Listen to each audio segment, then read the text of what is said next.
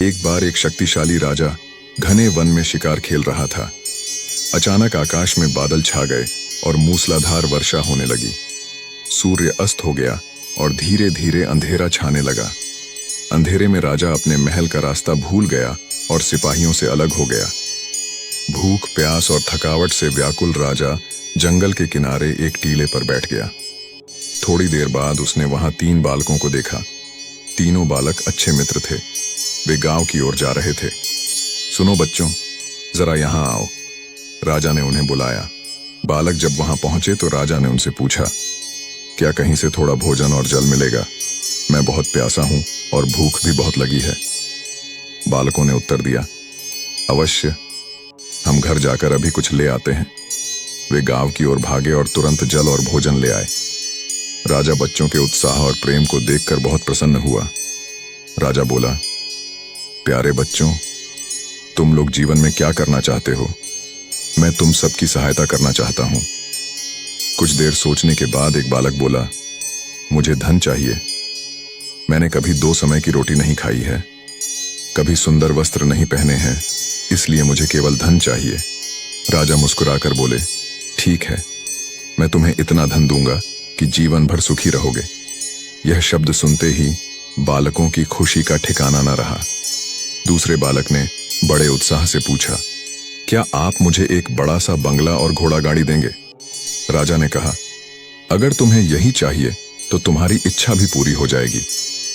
तीसरे बालक ने कहा, मुझे न धन चाहिए न ही बंगला गाड़ी, मुझे तो आप ऐसा आशीर्वाद दीजिए जिससे मैं पढ़ लिख कर विद्वान बन सकूं और शिक्षा समाप्त होने पर मैं अपने देश की सेवा कर सकूं। तीसरे बालक की इच्छा सुनकर राजा बहुत प्रभावित हुआ। उसने उसके लिए उत्तम शिक्षा का प्रबंध किया। वह परिश्रमी बालक था, इसलिए दिन रात एक करके उसने पढ़ाई की और बहुत बड़ा विद्वान बन गया। और समय आने पर राजा ने उसे अपने राज्य में मंत्री पद पर नियुक्त कर लिया। एक दिन अचानक राजा को वर्षों पहले घटी उस घटना की याद आई। उन्होंने मंत्री से कहा, वर्षों पहले तुम्हारे साथ जो 2 और बालक थे, अब उनका क्या हाल चाल है? मैं चाहता हूं कि एक बार फिर मैं एक साथ तुम तीनों से मिलूं, अतः कल अपने उन दोनों मित्रों को भोजन पर आमंत्रित कर लो। मंत्री ने दोनों को संदेशा भिजवा दिया और अगले दिन सभी एक साथ राजा के सामने उपस्थित हो गए। आज तुम तीनों को एक बार फिर साथ देखकर मैं बहुत प्रसन्न हूं। इनके बारे में तो मैं जानता हूं, पर तुम दोनों अपने बारे में बताओ। राजा ने मंत्री के कंधे पर हाथ रखते हुए कहा। जिस बालक ने धन मांगा था वह दुखी होते हुए बोला, राजा साहब, मैंने उस दिन आपसे धन मांगकर बड़ी गलती की। इतना सारा धन पाकर मैं आलसी बन गया और बहुत सारा धन बेकार की चीजों में खर्च कर दिया।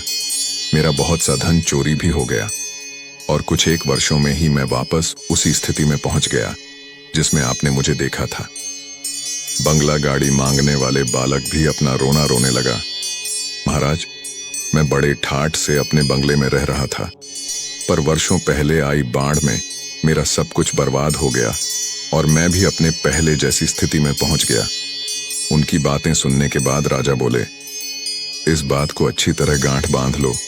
धन संपदा सदा हमारे पास नहीं रहते, पर ज्ञान जीवन भर मनुष्य के काम आता है और उसे कोई चुरा भी नहीं सकता। शिक्षा ही मानव को विद्वान और बड़ा आदमी बनाती है, इसलिए सबसे बड़ा धन विद्या ही है।